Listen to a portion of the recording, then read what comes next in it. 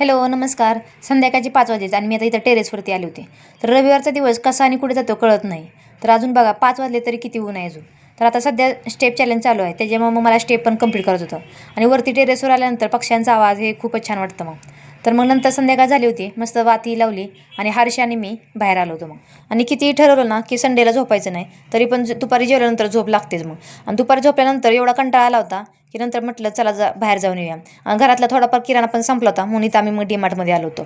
मग काही लागणाऱ्या गोष्टी घेतल्या आणि नंतर बिलही केलं. आम्ही घरी आलो मग. आणि बऱ्याच दिवसांपासून चाललं होतं हरचं भडंग बनवून. मग म्हटलं आज भडंग बनवूयाच मग.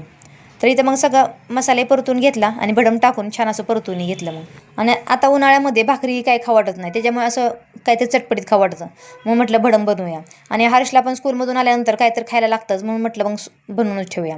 तर संध्याकाळच्या जेवणासाठी मग मी मस्त मेथवणी आणि ह्यांना मग अंड्याची भाजी केली होती. तर छान असं जेवणही केलं. तर भेटूया नेक्स्ट